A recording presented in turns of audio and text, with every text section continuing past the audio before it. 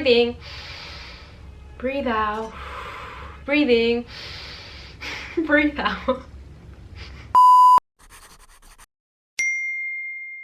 Hello people of YouTube, and welcome to another video from my room here in Lima, Peru. So today I'm going to talk about my newest piercing, which is the daith. I remember that a few years ago in a previous video I said that I wanted to start designing my left ear, because in my right ear I do have 1, 2, 3, and 4 piercings, and at the time I didn't have anything on my left ear. So that's why I decided to get my second earlobe done, which was a terrible idea because I did it by myself. I don't recommend that at all, but it came out really well. So now I finally had the opportunity and the money to get a new piercing, so I got the daith piercing. I love it so much. It's so freaking delicate and badass at the same time. So today I decided to talk about everything about it, such as pricing, healing process, aftercare, hypertrophic scars, and all that kind of stuff. I got this piercing a couple of months ago, so it's not completely new. And the reason why I'm making this video just now is because I'm lazy. No, I'm just kidding. The reason why I'm making this video just now is because I wanted to see how it heals so I can give you a proper and more accurate review. So with that being said, let's just get to this video. So the very first thing I'm going to talk about today is the jewelry. Piercings are made of different kinds of materials. Everybody knows that. But if you're getting a brand new piercing, completely fresh, a beautiful piercing, I totally recommend getting a biocompatible piercing, such as titanium implant grade. In my case, I got this piercing gold. And the reason why I decided this is because I don't really remember if I said this in a previous video, but anyway, I'm saying this now. My dream or my future plans is to get every single one of these piercings in gold. I want to change them all into gold because gold is fabulous. I love gold. Everybody loves gold. Who doesn't? And my piercer told me it was fine. It was completely fine to get this in gold. So I did that, and this is actually my Christmas present from me to me. So don't say that I have a lot of money, because that's not true. But anyway, I got a hoop. I'm gonna put like a picture somewhere on the screen. You can also have as a first piercing kind of like a banana kind of piercing, which are used for rooks, but I think the most common ones are hoops, and it looks perfect, so freaking beautiful. Oh my god, I'm so proud of it. Anyway, I got a hoop and it cost $130. Okay, I don't really know if that's expensive. It's probably not that expensive because there were other pieces of jewelry who were even more expensive than that. It's not cheap at all because obviously it's gold. So I think $130 for just a piercing, it's just fine. As I said before, it was my Christmas present, so it's not an amount of money that I always spend like every day. Obviously not. It's a present from me to me, so that's nice. That procedure was super simple, you guys. I just walked into this tattoo / piercing studio. I forgot to say before, you obviously need to go to a place you know and you trust. Obviously you're getting a hole in your body, so you have to know those people, okay? And I trust 100% the tattoo studio where I go. It's a very well-known studio in my country. They're all professionals. They're constantly getting certificates. They travel around the world to go to workshops. That means that they are constantly improving your skills, and that's the #1 recommendation I can give you guys. You have to know your piercer, because you don't want anyone to pierce your ear if you actually don't know them. You need to know their skills. You need to know if they have previous experience with that piercing, because it's a hole in your freaking ear. But anyway, regarding the procedure, it was very simple. I just walk in because they do accept walk-ins. So I just went to the studio. I told them I wanted to get a daith piercing done. They showed me all the pieces of jewelry, super beautiful. I chose mine. They told me to wait 20 minutes. So they sterilized the piercing, and in the meantime they gave me a form to fill out. I was asked to put if I had any kind of allergies. They asked me if I had eaten previously. They gave me a few steps for aftercare, which was great. And finally, I was asked to take a picture of my ID, which was pretty funny because I'm 28 and I'm still asked for my ID. Everything was so simple. So the 20 minutes passed by super fast. I was kind of nervous, obviously, because I'm getting a hole in my body, but the piercer came. He told me everything was ready. So he told me to lay down this kind of like stretcher for tattoos and piercing studios. So I lay down just like this, you know, facing up. He was so freaking nice. I remember he was a guest in that studio. He's from Chile, actually. Right now he's in his own country already. And I'm gonna put his Instagram because he's so freaking cool. So as I was saying before, he told me to breathe in, breathe out, breathe in, breathe out, breathe in, and it was done. Like literally, it was done. It happened so freaking quickly that obviously I felt it, but it didn't hurt. I mean, the piercer didn't give time for my brain to actually process pain in my head. That's why I didn't feel pain. So that was awesome.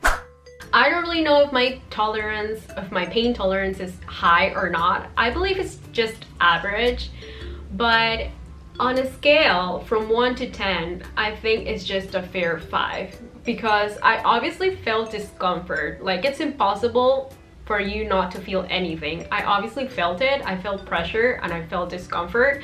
I didn't feel pain, okay? That's why I'm putting just a 5, okay? I felt it. It was not painful, but it's not that I didn't feel anything, okay? So fair 5. He did ask me if it hurt and I said no, but he told me, okay, don't freak out, but there's just a little blood, okay?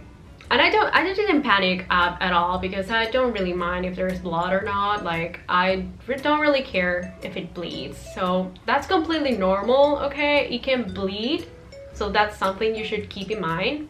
In my case, it did. I've seen some other videos of people getting their daith piercing done and they do not bleed, but in my case it did. It was a pain in the ass to clean it. That's the only thing I'm gonna say.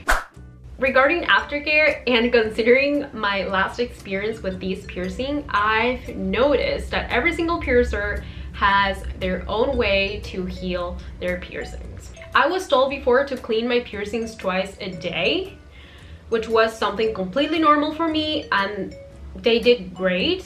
But at this opportunity, I was told to clean it only once, and that's fine too, you know? The only thing you need to keep in mind is not to over clean it because that can irritate your piercing. So this is what I was told. Just go to the bathroom, take a shower as you regularly do, put your head like this, and let the water fall into your face for a little bit, for just a few minutes, you know? Not your face, but your piercing, obviously. And after that, you're good to go. What you're gonna need to do is kind of tricky, okay? Because the piercing is located like inside your ear. I mean, not inside, like in the ear canal, but you know, like inside your ear. This is going to be like your best friend, your new best friend after you get this piercing done. You're gonna put this mirror right here, and with the other mirror that you're gonna have right here in front of your face, you're going to help yourself with the reflection and all that, and you're going to take a Q-tip, and with this Q-tip you're going to clean it. The solution I use to clean my piercing is this Nail Matte Nail Cleanse Piercing Aftercare. I bought this in the piercing studio where I got this daith, and it works perfectly. I totally recommend using sea salt solutions just because it's completely sterilized. I've done sea salt soaks too, but I don't do it anymore because for me it's just a waste of time. You being like this with a cup of water and sea salt, like, it's not my style. So for me, this is like super simple and super practical.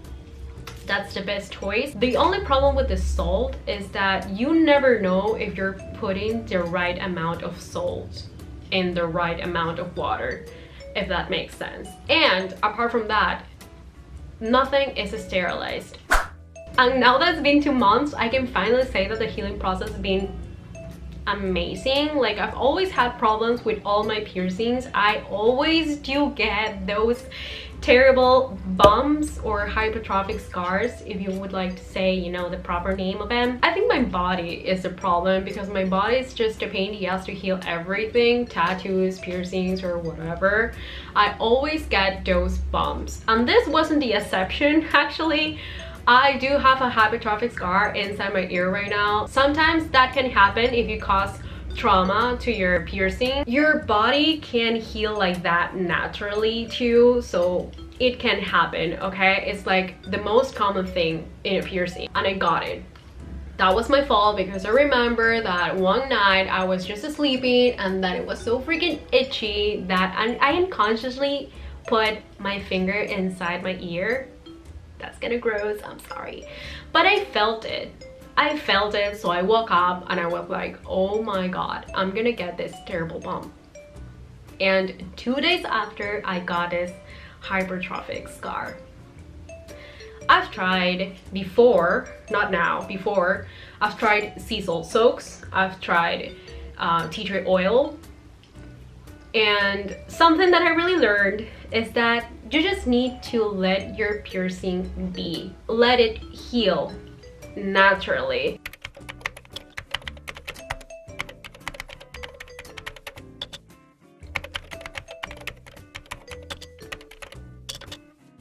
So that's what I'm doing. Like, I don't really mind having a hypertrophic scar right now, because it's in my ears. Like, I don't really mind. A whole different problem would be if I had this hypertrophic scar in my face. I remember I've had those like many years ago, and it was terrible. I remember I had like a nose piercing 3 times already, and I did get those hypertrophic scars those 3 times, and it was awful. And now I don't have a nose piercing because I just cannot stand them. But believe me, just relax, breathing, breathe out.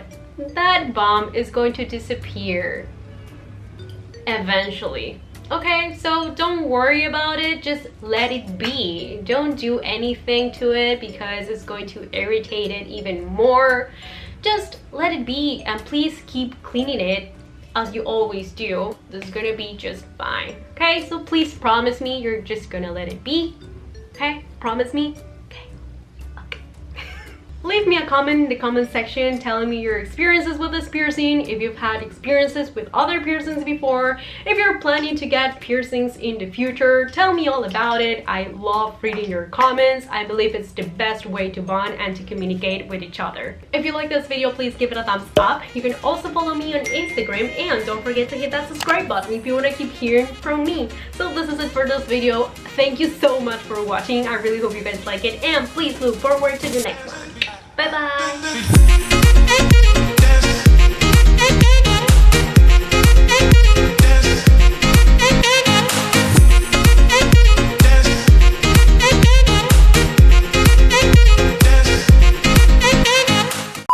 Oh my god, guys, I'm really sorry, please don't kill me, but as soon as I finished filming this video, I forgot to mention how it was healing. This is part of the footage. I'm sorry, this is so dumb that I forgot, but anyway, my piercing is healing so freaking well. Like, this is the best piercing I've had so far. Like, I've always had problems with these piercings, but with this one, not at all. And I think it's because it's inside my ear, so my hair doesn't pull it. It doesn't get bumped at all, because it's like right there, you know. The only issue is like my, you know, little bump, my hypertrophic scar that I have going on right now, but I'm not doing anything to it, and it's actually getting little and little. Hopefully it will disappear in a few days. The only problem with this piercing is that you cannot really listen to music with this ear, because obviously it's healing and you don't want your dirty earbuds to be, you know, inside your ear. I don't really mind. I can listen to music with this ear, like just one earbud, and that's okay. So this part of my face is completely disabled. But it's fine. It's fine.